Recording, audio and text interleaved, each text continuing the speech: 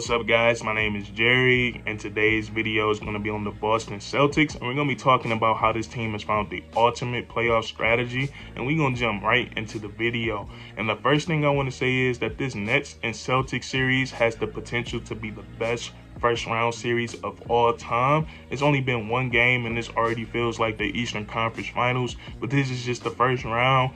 But I thought that was pretty cool. And back to the task at hand, the Boston Celtics, specifically against the Brooklyn Nets, I feel like they have found two pretty good playoff strategies on the offensive and on the defensive side of the ball.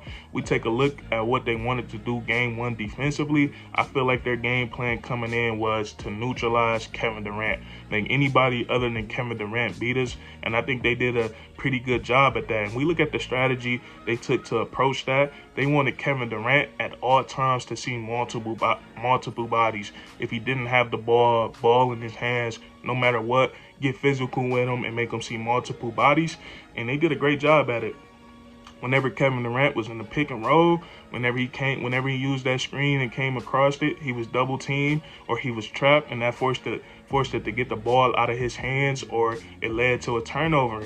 And then another action that the Brooklyn Nets love to run for Kevin Durant is when he get that ISO at the top of the elbow. Most of the time it's the right elbow. And what I saw in game one was the on-ball defender was pressuring him, and as soon as he made his move, as soon as he put that ball on the floor, it was multiple Boston Celtics there to help, and that led to tough shots and it led to turnovers. So the Boston Celtics, they just made sure as a team that KD, most of the time he was seeing multiple bodies, and it worked out well for them. So they guarded him really well as a team, and they also stepped up and guarded him well individually when they had to.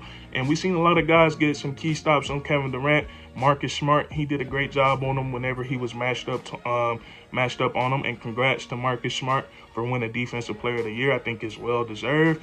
And then also the bigs, Al Horford and Daniel Tice, they got some key stops on Kevin Durant. Daniel Tice was able to strip him a couple times, and Al Horford was able to get a couple of good shot contests on him. And then Jason Tatum, have to give big props to him, and I feel like he's ascending in this league when he does things like this. 24 years of age, he stepped up in crunch time, guarding Kevin Durant down the stretch, one of the most cerebral scorers of all time. And Jason Tatum made him work for his buckets. We seen him get two key stops on Kevin Durant in the clutch. One of them, he was actually able to block his shot, which is so impressive. He played Kevin Durant head up and was able to block his shot, and that's just so rare. We don't see that nowadays because Kevin Durant, his release point is so high and he just shoots it over everybody. But Tatum was able to get a block on him, and then a couple of plays later, Jason Tatum was able to force KD into a pretty tough shot that led to the game winner for the Boston Celtics. So he got multiple key stops down the stretch, and then he also hit the game winner. That's just showing me that Jason Tatum, he's ready to take that next level. So I love what I saw from him in terms of him playing some really good defense.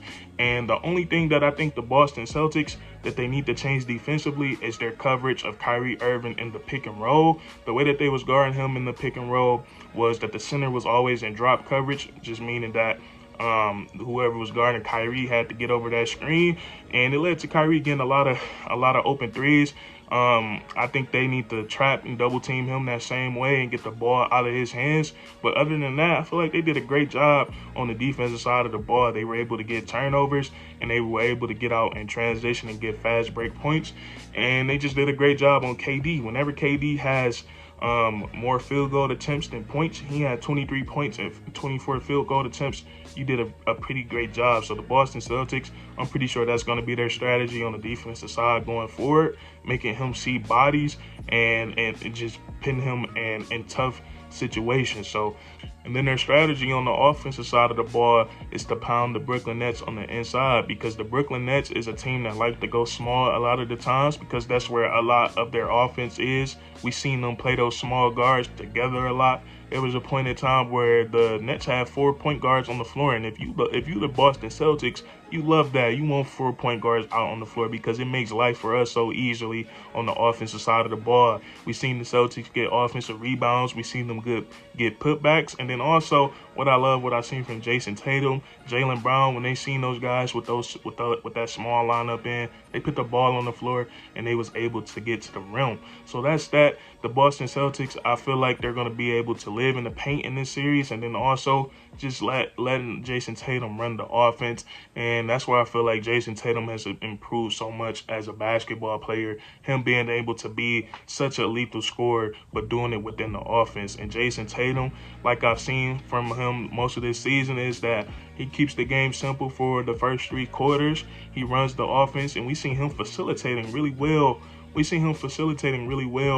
the first half of game 1. He finished the first half with 7 assists, and he was taking whatever the defense gives him, and that's what makes scores so lethal. So when you do start facilitating, now they got to change, now they got to adjust, now they got to start staying home and guarding their mans because you're being such a great playmaker. And now you're getting these one-on-one situations. Now you're getting the matchups you like, and now you can score the basketball. And he was able to finish that game with 31 points and 8 assists.